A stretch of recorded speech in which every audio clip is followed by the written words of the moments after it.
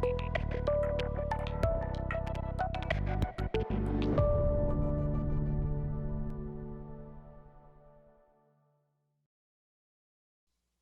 right, hello everybody.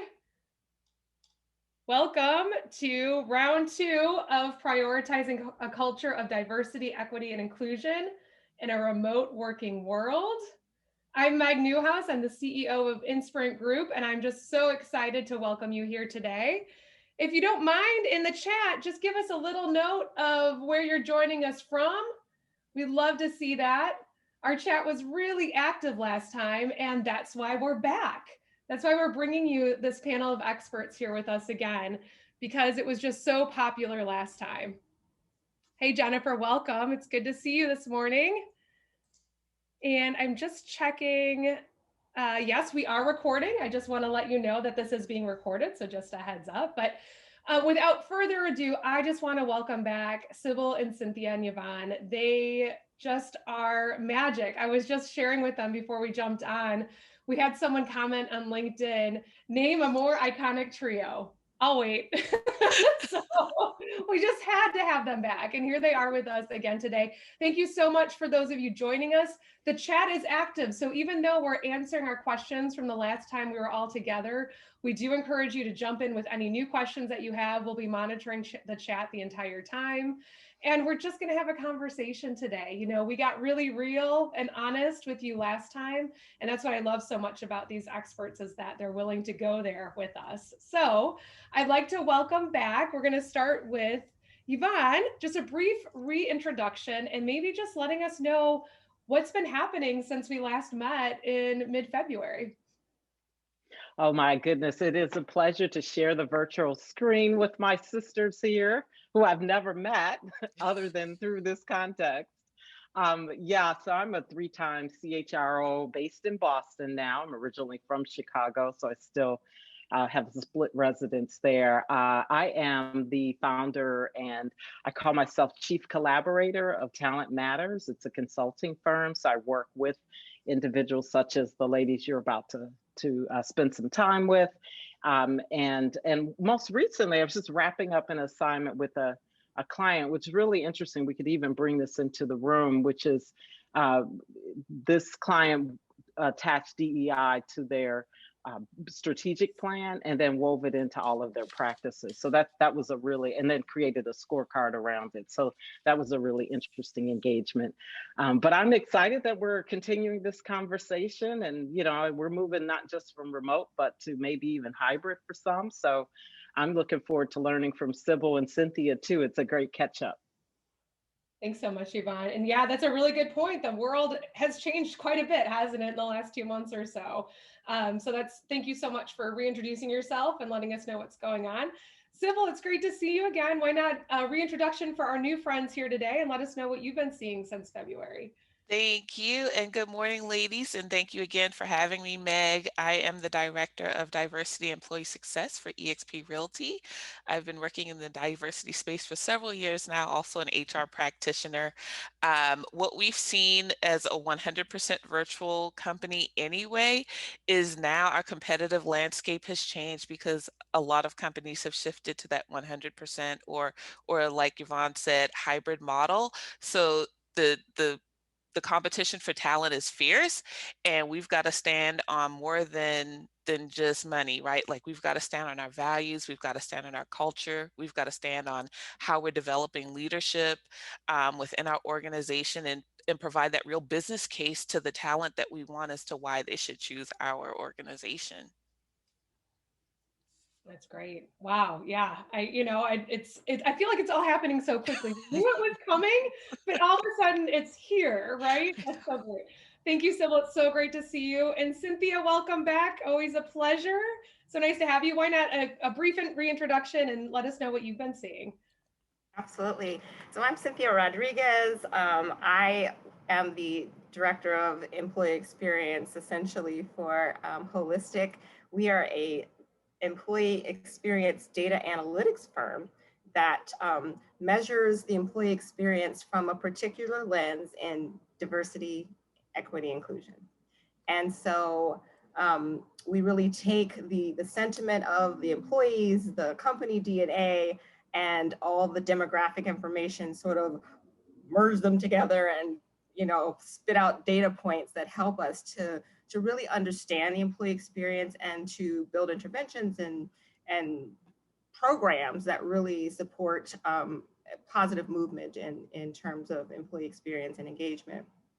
And so what we've been seeing a lot with, we all know, I'm just going to bring it up, last week's verdict that came across, and having to really deal with that and hold space for our clients and their employees virtually, you know, having these conversations and being there and supporting folks from a virtual perspective has been something that, you know, obviously we've never seen before in our lifetime. So it's been really awesome to be able to hold that space for folks, but it's also been super challenging and, you know, really managing our own emotions around what's going on in the world. So great to be back here with these ladies and with you too, Meg, and looking forward to the conversation.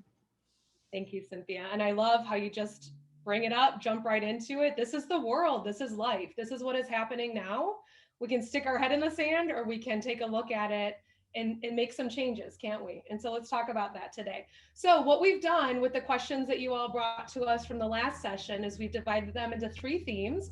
We've got leadership, we've got the employee experience, and we've got the role of HR. And again, the chat's open, so please bring us whatever you have, but we're gonna start with that theme of leadership today, and we're gonna talk with Yvonne first. And what my notes are over here, so I wanna ask the exact questions that you asked, not ones that I made up. So Yvonne, how do we have conversations of DEI with leaders who don't feel that this is worth the time? Leaders who are more focused on numbers and don't feel that this is worth the investment? Okay, great. Thank you for that question. As you know, I believe in speak the language of whomever you're speaking to, right? And so if somebody's all about numbers, I actually really enjoy that because it's really easy to quantify what this is all about. And so of course, all the business cases there are about, you know, and I don't have to share that with this audience because everybody has it. You know, Deloitte's put it out, McKinsey's put it out, everybody's put it out, that the idea that when you have diverse organizations and diverse boards and diverse teams, you get better innovation, you know, you get a better ROI. So I like to talk about it. One of my favorites, this is a very recent situation. I was a CHRO for a company, and I was talking to the CEO and the CFO, and I did put it in the language of numbers. The studies have actually also shown that a good 80% of our assets are actually intangibles, and most of those are really people. So I just took the 100,000, I'm not great at math, to be perfectly honest, but I took the 100,000, I took 100 million. I said, if you have $100 million of, you know, at risk, right? And then a good 80% of that is tied up into one asset. How would you treat 20% of that? So when you talk about belonging, a good 20% or so of people of color and things like that on a conservative level are reporting levels of not belonging. So if you just, and so, you know, I talked to them in terms of how would you treat that 20% of that 80% of your 100,000? Would you ignore it? Would you let it underperform? Or would you want it to be as high performing as the rest? And that's how I like to think about inclusion and belonging in organizations. And I'll add one other point. If you want to talk about numbers as well, the SEC and the investor community is more often now asking about human capital measures, right? So now we're even talking about access to capital. So creating cultures of belonging and speaking to your efforts around DEI are things that the SEC and the investor community is increasingly wanting to see more of. So let's even talk about your ability to have access to funds. And I know Sybil has a really great point that she brings up about access to talent. So that's another way to talk about money. I don't know if you want to bring that up, Sybil.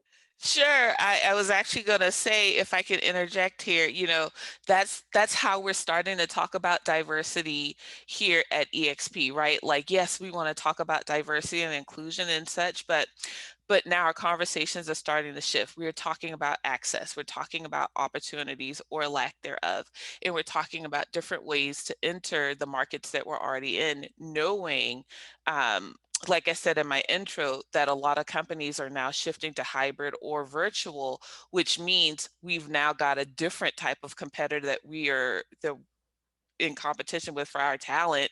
And now we've got to address how we are approaching potential candidates differently to make sure that we're getting the human capital that we want to support our business initiatives. So I think it's absolutely accurate, Yvonne. And I think additionally, when we're talking to our leaders, yes, I love to quantify, but we also encourage them to think outside of the box, right? Like think outside of, did we check the African American box? Think outside of, did we check this box? And we've seen such growth in that space as well as we continue to introduce our ERGs. I think we're up to 13 right now, which is far beyond, right, EEO classifications. We are looking at the identity of our organization and saying, okay, this is an area of need. How can we support this specific demographic? And then we're also starting to look at those touch points of intersectionality as well to make sure that people are not getting missed in our efforts to separate some of these spaces. So it's like, yes, we want to make sure everybody has their voice in those individual groups, but then we also start to have to acknowledge the overlapping of what those groups might look like. And do we create a new group, or do we say, okay, you two groups come together because there's enough overlap here for it to make sense? So those are now the conversations we're having to have when we think about, interactions with our staff and how we can start to quantify who's actually being affected, and then who are our allies once we've done all of that good work. So yeah. I'll add there, Sybil, that being equitable is like the key here. We talk about treating people the same. We can't treat them the same. Nope. We've got to treat them the way they want to be treated, and also having them have access to justice and fairness and equitable sort of means. And so when you look at those sort of intersectional groups and you think about, okay, who's being affected? Okay, so what do we do about it? How is that affecting the employee experience overall? And what does that do to, what do we target then? How do we bring in these sort of equitable practices to ensure that folks are getting what they need based on who they are? So it's really kind of an interesting challenge. Absolutely. I got into a conversation with some of our diversity leaders a couple of weeks ago. It's like, do you count this person twice? I was like, you absolutely do. They are a female. They are African American. They are, right? Yes, you have to count twice, and you have to be thoughtful about how you're counting, because no one's ever going to fit in that one box. And so now we're having those types of conversations, and we're surveying and doing those engagement studies here as well. So that's interesting. So what do you tell, and I'm so curious to hear you ladies' view on this. What do you tell the people who feel like there's no place for them, our populations that are, male and non-people of color, like how do we address that in this space? We want to be fair and equitable, and some folks are feeling like, well, it's no longer fair for me. So how do we do that? How do we affect that? Yeah, I'm glad you teed that up, Cynthia, because for me, I think this is a conversation about belonging for all. And it's also been demonstrated that if we create cultures of belonging, everyone benefits. Roosevelt Thomas, one of the early thinkers in the DEI space, always talked about humanity in his conversation. and equity, and equity is for everyone. So, and I actually really love having these conversations with white males, because I think what you often find is even they don't like some of the systems, and they realize how some of the systems are unjust. And you know, while we're talking about boxes, let's talk about 9-box. So, for example, I argue that 9-box is a system of some belong. What you're saying is you're making some decisions about people, whether or not they have potential based on your judgment of them, which is usually rooted in a lot of unconscious bias. So I would even share with you that white men don't benefit from 9 boxes. Let's go for unbox. Let's go for everybody having the potential to perform. So again, I think this whole conversation about DEI is just about, you don't want to leave some of your talent not leveraged. This isn't about taking away. This is about expanding the pie, being more innovative, having greater access to customers, having greater access to talent. So I actually, again, really enjoy that conversation with white men, because I can understand how it might sound like they're being left out of the conversation, but when you create a culture of belonging, everyone benefits. And by the way, Cynthia, have you seen that in your data? I meant to ask you that. So as you're looking at some of the data that's being reported out, are you finding that there are any real differences in expectations around systems of belonging for people of color versus, you know, white men or any of the other categories? Yeah, we have seen a lot of, when we're looking at performance management, for example, or promotions, that certain groups of people are getting certain ratings. So, you know, there's like the people of color, particularly Black folks, usually end up in the sort of meets standards or below, where their white counterparts may be performing at higher levels. And to your point about, you know, some of that unconscious bias that shows up in those systems is absolutely correct. And what I like to think about, and Sybil, you sort of alluded to this a little bit earlier, is really focusing on the qualities. Maybe it was Yvonne, I'm not sure, but like focusing on the qualities of the people versus the checking the box. And you know, what does the job require, and how do we focus on people's strengths and what they do well? And it's more about that than, you know, what you look like. And I think that that can create a more equitable sort of playing field versus you know, lumping folks in groups and having them check boxes and, you know, looking at them from the 9-box perspective. So yeah, absolutely. Absolutely. I hope I'm not being optimistically naive, but I hope that all of the disruption and turmoil that we experienced this past year has made us more human in the workplace. Mm-hmm. And I know some people were way ahead of that already, and I think some people were really lagging in that. But to see, you know, human capital, right? To see, I will always argue that your most valuable resources are your human resources. If you think that someone else can come in and just do the job, you're doing it wrong. You know, you're hiring the wrong people. You can't.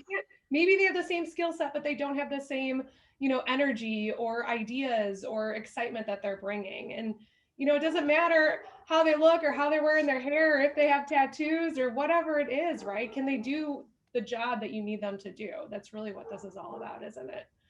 Absolutely. I love talking to you. All right. So our next question on leadership, Cynthia, we had a question: diversity without equity hurts employee integrity. Can you please speak on how leaders' failure to provide equity can hurt great potential leaders, and what can be done, if anything? Well, I mean, I think it starts with building great leaders who are emotionally intelligent. They're self-aware. They see themselves. They know themselves. They know their needs, and it really provides the freedom for them to embrace the unique qualities of others. And you know, I said this before: treating people equitably is more than just, you know, treating them you know, we can't treat them the same. You know, treating people equitably is based on what's fair for, you know, for what they need. And you know, you have your systems in place, you've got your policies and your guidelines, but it goes beyond that. And it's really leaders being able to seek to understand who their people are, what they need, and build that trust and build that relationship with their folks. That takes a little bit more time, but it, the result is tremendously huge, when you think of it in terms of that human capital piece. It's the qualitative over the quantitative. The quantitative is important, but you take it and you sort of zhuzh it to make it work for each person. And so you've got the same policies in place and you're making sure that you're meeting those, but you're really taking an individual approach to that. So I think it starts with building great leaders who are self-aware, who know themselves, and who take the opportunity to get to know their people, and it starts from there. And I think it's also about just creating space for them to build that awareness. And I think, as DEI champions and leaders, right, we're there, right? In our minds, we're there. There's always space. But then, right, we've got to allow for that internal change management that they are going through to occur, and we've got to give them the space to let that happen at their own pace, or guided, if you will, to make sure that they're hitting those markers. And I think that's when it happens, right? I could give you a policy all day. We work in HR. I always have a policy. But it's even about us taking that thoughtful step back to say, okay, I just gave you a lot of information. I'm going to give you time to process, and I'm going to extend you the opportunity to rebut or ask questions or challenge me if you feel like you have to, on the policies, on the changes, on why they matter. Because it's really easy to just hit people with a lot of numbers, facts, figures. Here, go for it. And not give them, the opportunity to get those emotional ties to why we're actually doing things, or get those intangibles of why this might actually matter to the business bottom line, or to how they're doing business, or how they function in the workplace. Can I build on this point to Cynthia? I'm really glad you talked about really centering on just good old fashioned great leadership with high emotional intelligence. And Sybil, your point about making space. One of the things, I'm a big fan of the idea that, diversity, equity, inclusion starts with I, because it starts with me, right? Inclusion starts with I because it starts with me. So I think it's, it's about us doing our own personal work. And okay, I'm going to go there. I think we got to start with HR too. Like, yes. we keep centering this conversation on leaders, but the honest to goodness truth, and the spirit can talk to this, right, Meg, because you're unconsultants or think about it. We are either complicit in these unjust systems, or we are explicit. We're either creating systems where some belong, or that are unjust to some, or we are intentional about creating systems that everybody can participate in. And, while we're all about unconscious bias, the more fair-minded we think we are, the less likely we are to check our decisions. So I think that's one of the reasons HR has so many biased kinds of decision making, that we allow the organization, in fact, we enable the organization to have these unjust systems. So we also have to start with ourselves, do our own self-examination, challenge some of our decisions that we're making, some of the policies we're writing, literally through a lens of DEI. Are we doing selection in a way that makes everyone feel a part of it? Are we doing onboarding in a way that makes everybody feel part of it? Are we doing development? One of my other favorite sayings I heard recently, a woman talked about democratizing development. Why not give everybody access to development? Why are you giving it just to what you're calling your hypos?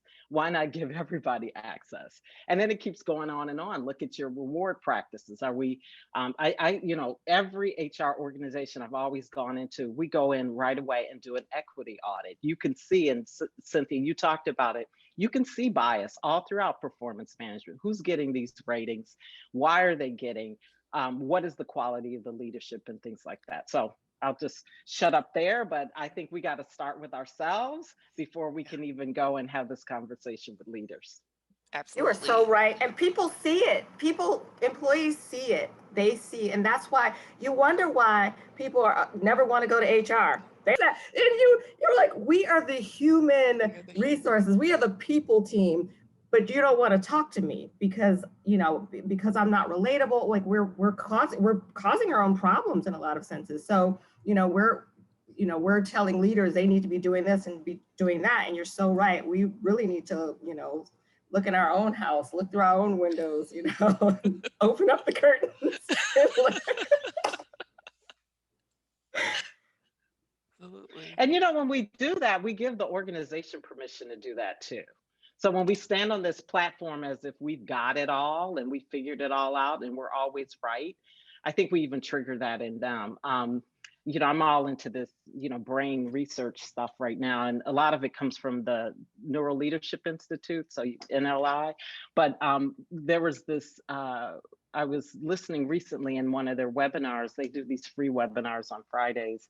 And I was listening recently and they were talking about how the amygdala, the brain, how brain friendly it is when we expose people to injustices. Because what happens, so if you go to the George Floyd unfortunate incidents, one of the reasons the whole world got behind it and said this is disgusting is because they saw it. We all witnessed it.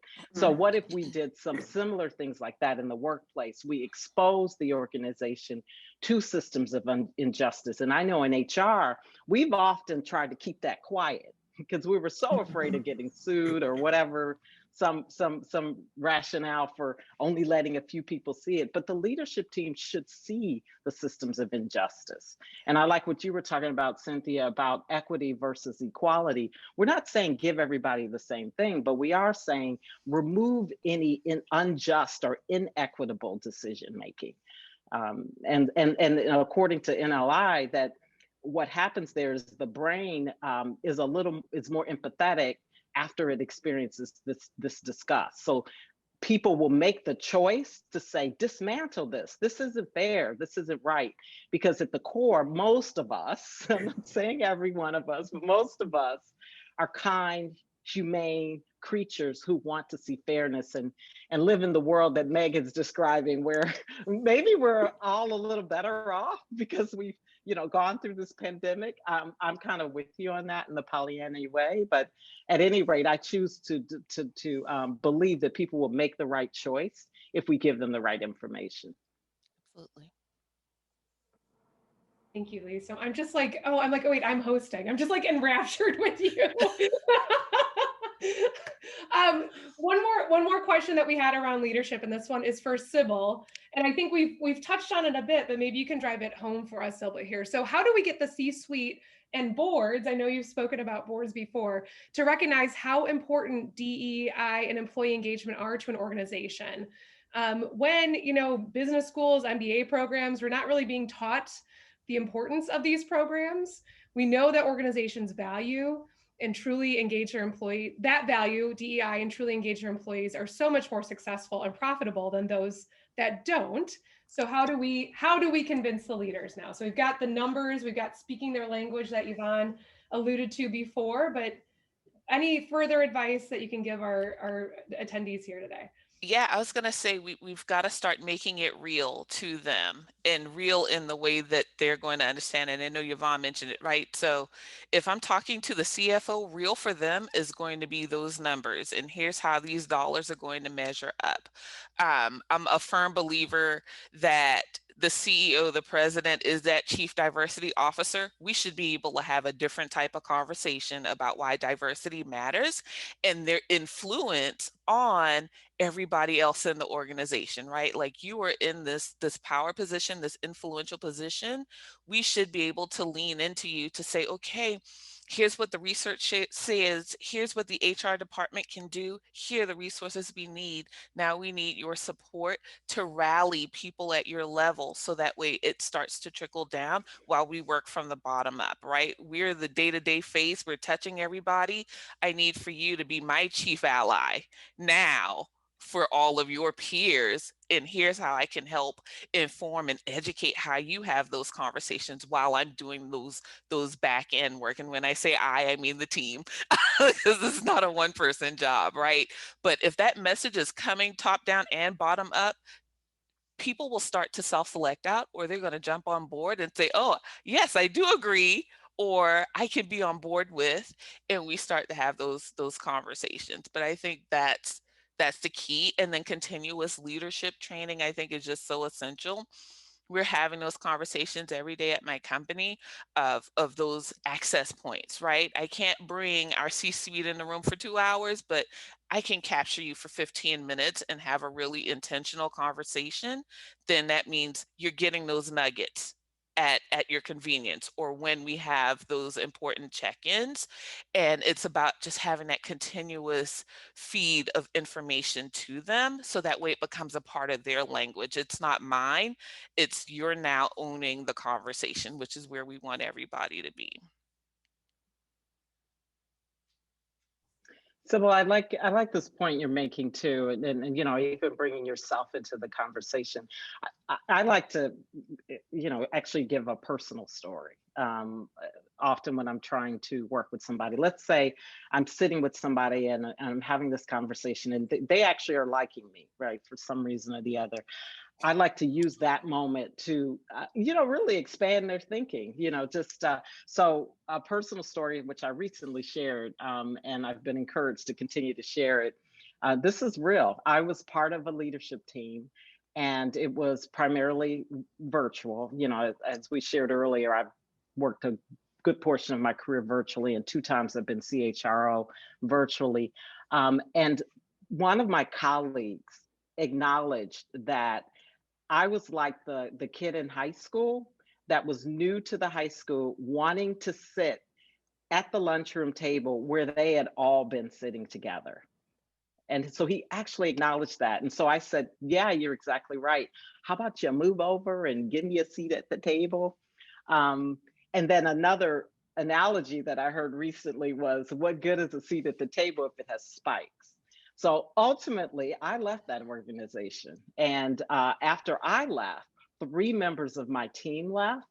Multiple people in the organization left. They saw my departure as a signal that it's not a organization of belonging, and they didn't want to be part of it anymore. And Sybil, you were talking about the war for talent. People have choices. They have way more choices.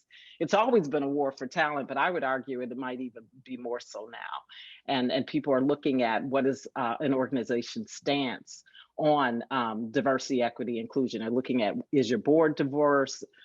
Is your leadership team diverse?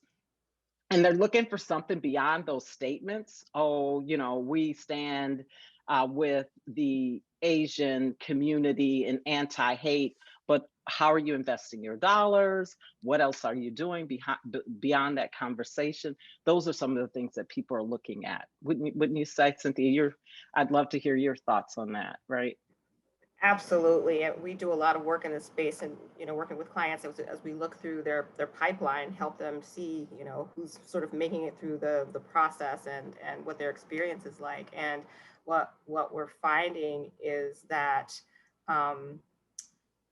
folks really do want to, this whole transparency piece is really important for organizations to really put it out there, sort of where they are and what they're doing about it. You know, it's a company that puts out there that we've got this percentage of people of color, this percentage of women, even if they're not super diverse, might attract people because it's like, wow, you're transparent enough to put that out there, and then letting us know what your plan is. You talked earlier, Yvonne, about these organizations adding, or one particular organization adding DEI to their goals and strategies, you know, really putting that out there, and so for people to see, because if they feel like they can be a part of that, they can contribute to that movement, they want to be there to make, you know, to make a difference. And versus organizations that think they're already doing it right, really not talking about it. And then, you know, when you peer inside, you really don't see the levels of DEI that are, they're just not embraced as much. So it's absolutely a thing. folks want to be at an organization that is making efforts to move the needle in the DEI space. I think Yeah, there's since you also brought, research. Mhm. Oh, No, go ahead, Sybil. I was gonna say, I think there's actual research and don't quote me on the year. I think they said by 2040 or 2050, there will be no population majority. We've already got to start leaning into what the new space is going to look like, right? Okay, there's no more majority. What is that going to mean for how the landscape of diversity is going to evolve in what's the next 20 years, which is not that much time. We're talking one generation from now. We're going to have to start thinking about that thing differently, which means we have to start thinking about it differently right now, because there is going to be such a blend of what our populace looks like, and how we define diversity is going to be forcibly changed whether we are ready for it or not.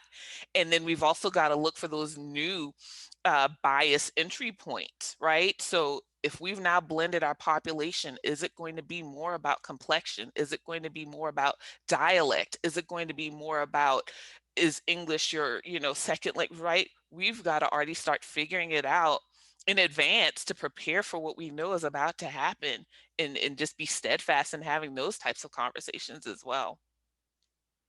That I'm glad I let you go first, because it actually connects to the point I was going to make. But first of all, when you talk about identity, which is Yep. really interesting, I'm the mother of a multicultural child. My ex-husband is Hungarian. I sometimes go was Hungarian. He was my husband, but he's still and he Hungarian. is. So my child, who has always grown up, identifying as African American, technically, if you did his DNA, he's probably about 3/4 white, right? So I think you've got to create this space, and we have done this DNA. You have to create this space that says we all get to show up authentically whom we are, without this construct of race, which was created Social as part construct. of our absolutely as part Yep. of our forming of this country to other some people, and then create this category that was supposedly superior. So this is the kind of sort of truth and reckoning we have to get to. So I'm really, really glad you brought that up. And then Cynthia, you were talking about the case that I described early on, that I just wrapped up with a project I just wrapped up. The company is called Metro Health, and it's a healthcare system.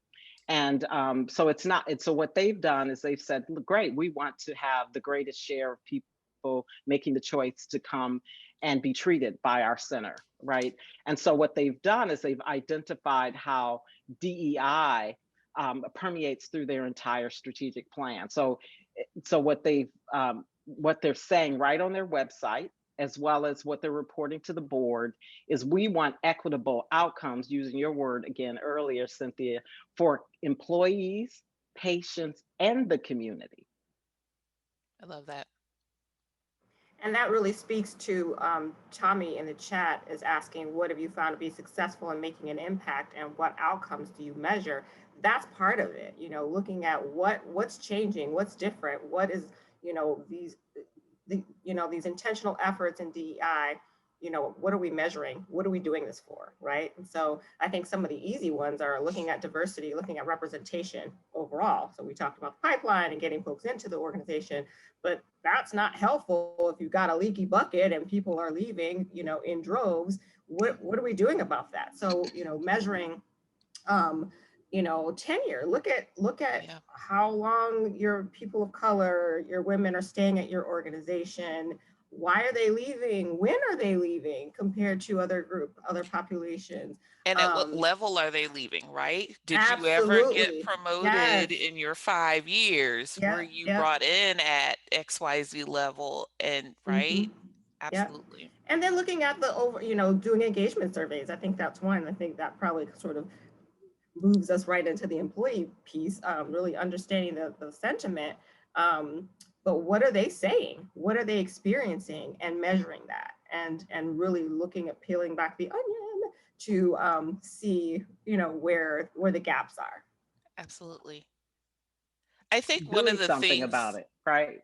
I'm sorry, go ahead. And doing something about it, Doing right? So something not just about it. measuring, because I think that in my experience, that's the part that most organizations fall flat on. So as the person in the chat was asking for some specifics, it's really committing, being intentional and being committed to action. And I think even involving the employee population in coming up with those actions. So the very population that's identifying the issues, involve them in the conversation about what to do about fixing it versus, you know, the leadership team going behind closed doors saying we're going to do these 3 things this year and then telling everybody, and then often having very little action to support it. I'm sure all of us have seen that way too many times. So being committed to action in addition to asking. Absolutely, building your ambassadors. We're doing exactly that, right? Because yes, we are all a part of a group, but like our allies and our influencers are going to be the ones that really help us move the needle, right? There's a limited number of us, so we've got to rally the troops and say, okay, here's an active part that you can play in the overall success and health of the organization. Absolutely. Thank you, ladies. I think we have a lot of really good takeaways for our leaders. You know, I think we need to have those courageous conversations, to allude to what Sybil was talking about before. Now's the time to do it. I mean, if you see this opportunity in your organization, don't shy away from it. Have these conversations, speak to them in their language. As Yvonne said, come prepared, know what's going to best resonate when you're going to speak with them.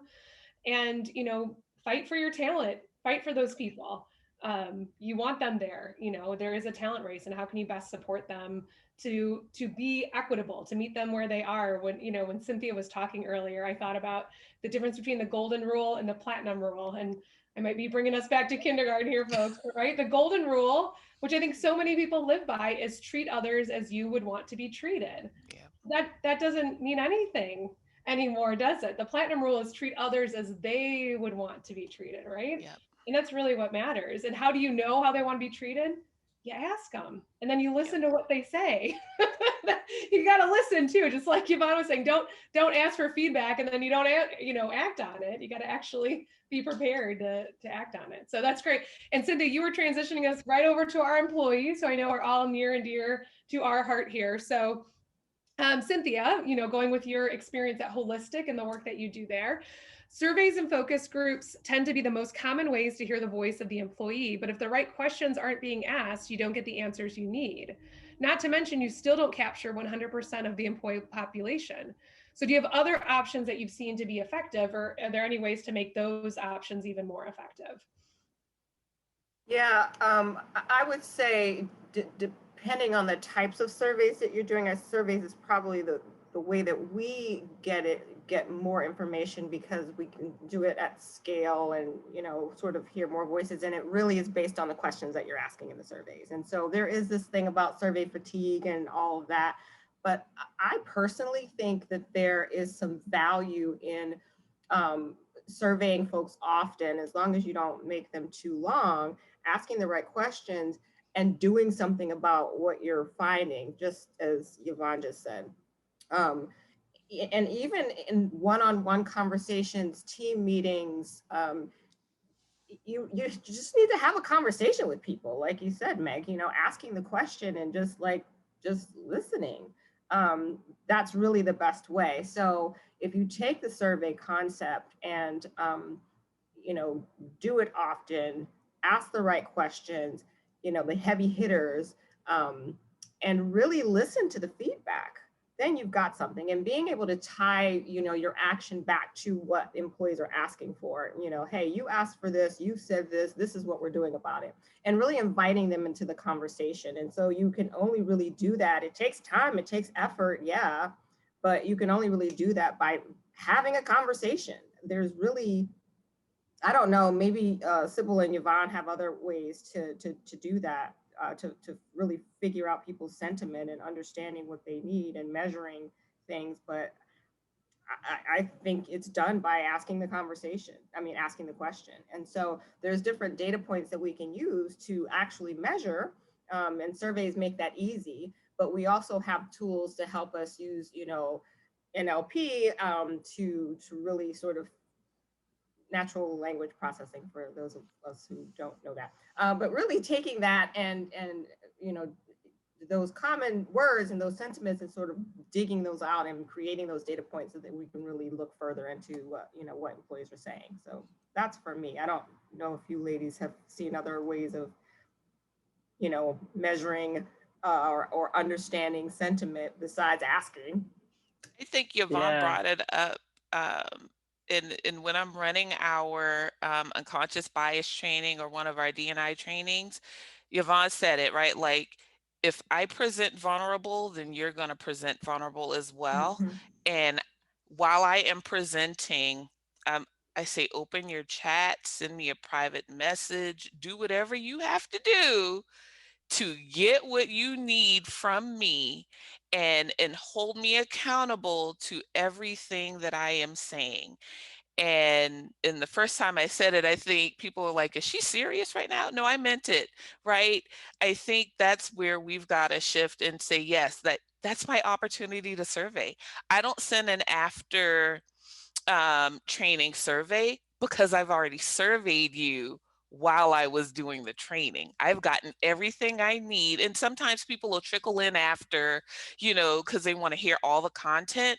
But I'm surveying, for those in the audience listening who are on my team right now, right?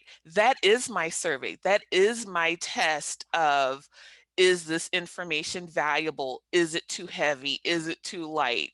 Am I spot on with how I'm sharing and the frequency in which I'm sharing information? Because none of our trainings are mandatory, right? I send out this calendar invite, 100 people show up, 300 people show up.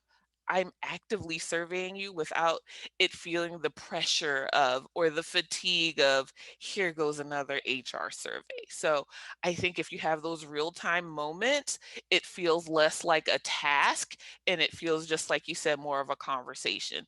And I can respond in real time, or I can say, wow, everybody had the exact same question.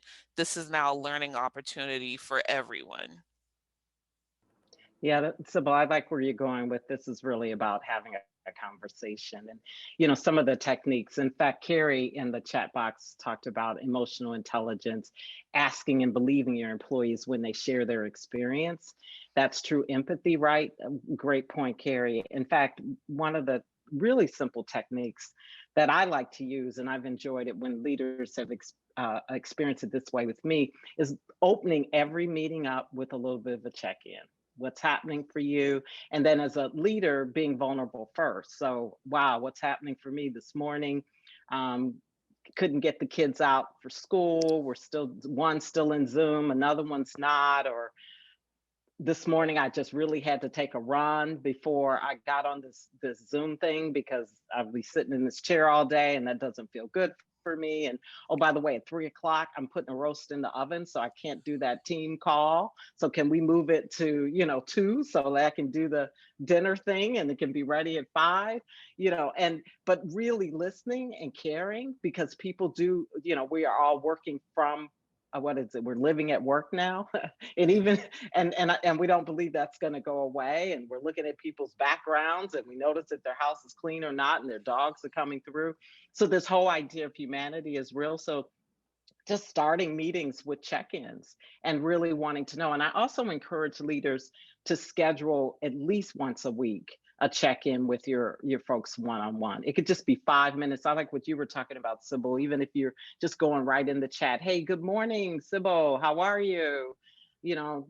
We'll talk later on today, but I just wanted to let you know you were on my mind this morning, so that anything we can do to create those moments of humanity and facilitate conversation. I really like where you went with that, Sybil. Yeah, I mean, people want to be seen and people want to be heard. And, we've evolved out of how corporate America started, which was part of this manufacturing, right? So we aren't just people, widgets on a machine, making the same sort of output. If, most people in corporate America are knowledge workers, and they come with their own individual thoughts, and they just want to be heard and seen for who they are. Speaking of that, Sybil, I know you talked about it a little bit earlier, but we did have a question about ERGs. So maybe you can explain, maybe for those of the folks on the phone who aren't familiar with that yet. So the question was, since ERGs serve as safe places for the communities they represent and for the allies who support them, what other roles do they need to take on as they advocate for diversity, equity, and inclusion in the workplace?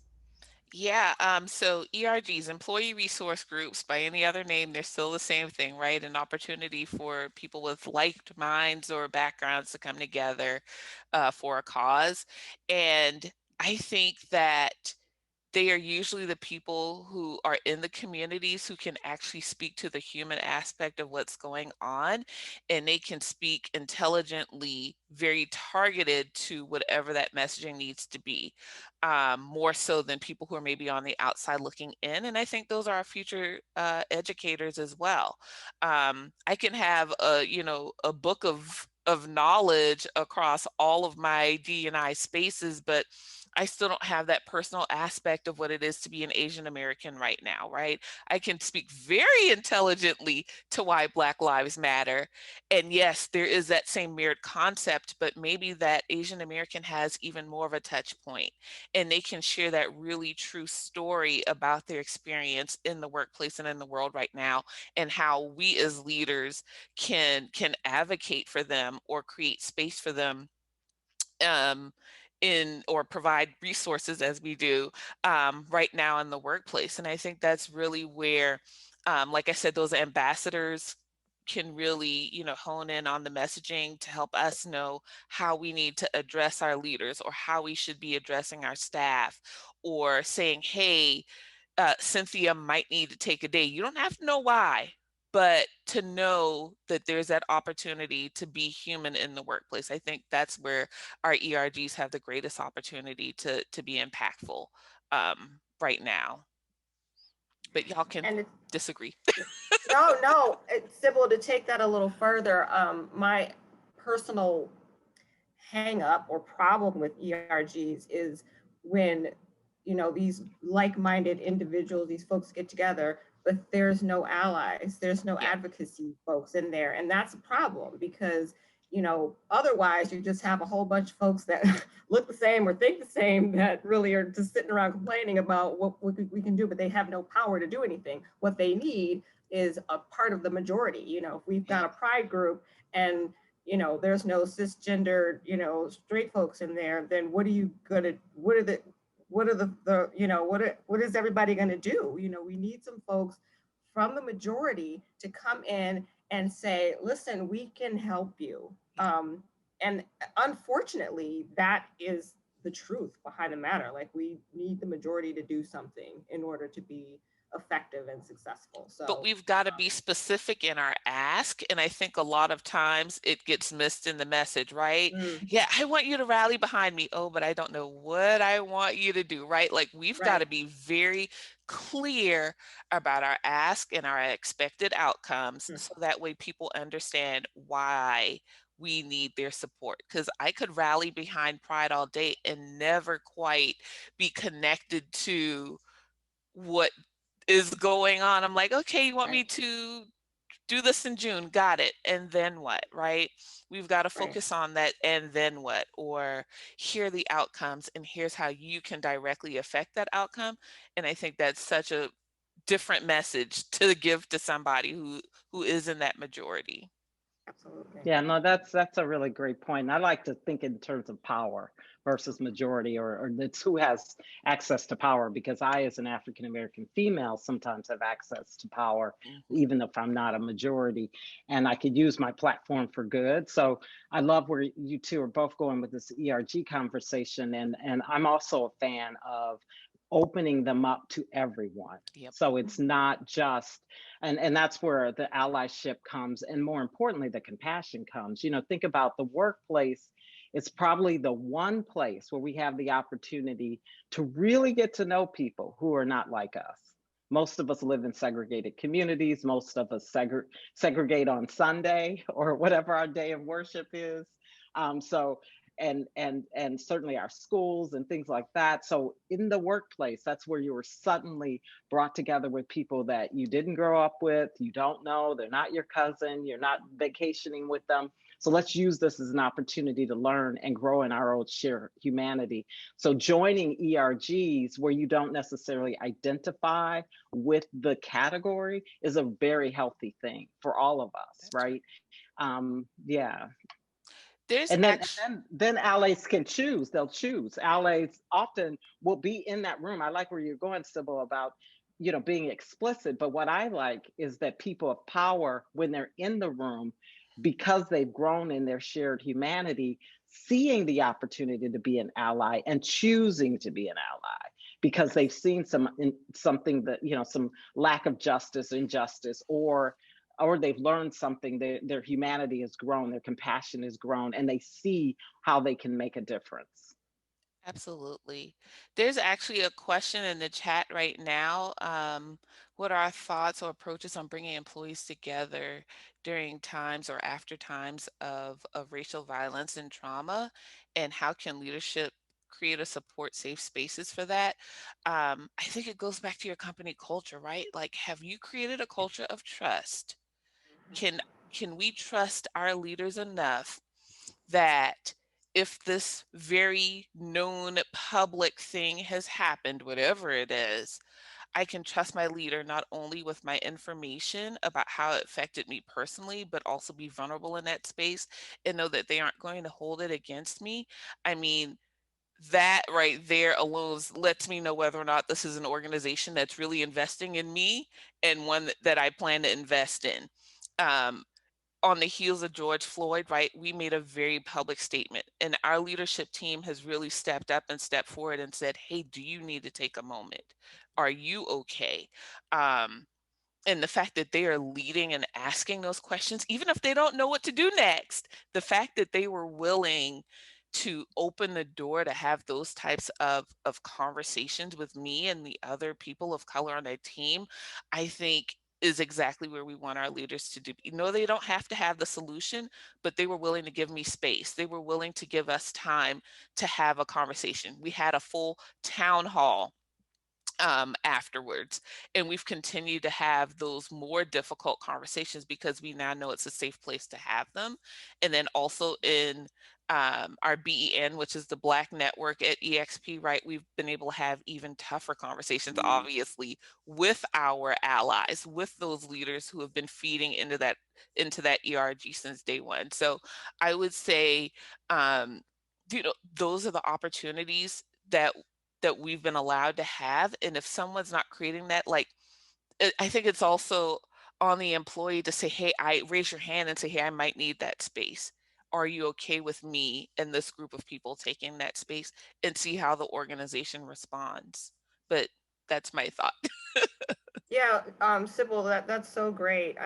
We offered for our clients some language around how to respond, and we encourage leadership, executive leadership, to make the statement. And also, as an act of inclusivity or active inclusion, asking the folks, whoever's related, as it relates to the Chauvin trial verdict or the AAPI, crimes that have been going on, ask people who identify to participate in sharing their writing some of the comms so that you have their voice, and ask folks to raise their hand, because I can't speak to that. I'm not Asian, but asking folks as an act of inclusion to participate in that and really make a statement, put the line in the sand, plant your feet and say, this is what we're standing for. We're standing against racism. We are actively anti-racist, and then open up hold the space for people, create the place where they can come together and share and talk, or say nothing, just have that space. And leadership should just be listening. They shouldn't be doing all the talking. Just listen to people, understand their experiences. It starts with curiosity. It starts with empathy, and then we can take it a step further. Yep. Yeah, I like where you're going with that, Cynthia, especially the empathy and curiosity. I would add to it, remove those labels because they are lightning rods. So I have a real situation recently where I was on a Zoom call with two people. They weren't working in the same organization. And one person was talking about BLM, Black Lives Matter, and how they're actively, looking to dismantle systems of racism within their company and things like that. Another person had an immediate reaction and said, you know what, I'm not a fan of BLM, and tied it to violence and that narrative that's happening. So what we did is we said, let's take that label off and let's talk about what we're really talking about here. And the person who was having a visceral reaction to the BLM title talked about how that person as a human being really believes people should be able to come to work every day and bring their whole self, and that they shouldn't be facing any systems that are inequitable in any way. And he rattled on. I said, you just did the BLM checklist. You're a speaker. That's right. So how about we center on humanity and forget about some of these lightning rod. We had a very recent, let's go there. There was a recent conversation where a Republican senator said there's no racism in the country. We're not a racist country. But if you look at the definition of racism, the United States fits it. I mean, we were founded on a system that benefited some and not others, and made decisions about the validity or the importance of. And so I'm really starting to say, let's remove some of these lightning rod statements and let's have a real conversation about what we're all really talking about. And then we can get to some agreement and then move on from there. Absolutely. Hi, ladies, I can't, it's 9:58. Oh my gosh, it went fast. Do we have any other questions in there? The time go. I just have to tell you, my gosh, I mean, what a great conversation. And just, this last part of it, I think for those of you who are still with us, I know you got to jump to your next Zoom meeting, I'm sure, but there's some really great actionable takeaways that we got during this conversation today. And I encourage you just to try one this week and see what happens to make these changes in your organization. I love the idea of joining a group that's different from you and hearing those stories. That is the number one way to build empathy, is to hear someone's story who's different from you and to really understand where they're coming from. I read a quote recently that said, if you hear someone else's story, you might have made the same choices if that had been your life, so just something to think about. Anyway, my gosh, I've got goosebumps. I really do. This conversation could not have brought me more joy this morning. Sybil and Cynthia and Yvonne, any time I can spend with you is great time. Thank you to our attendees who joined us today. I have a feeling there might be a part 3. I know I'll be there for it, but appreciate you all. Thank you so much. Continue these conversations. They are so important to have, and enjoy the rest of your day. Thank you. Thank you. Thank Bye, you. ladies. Bye.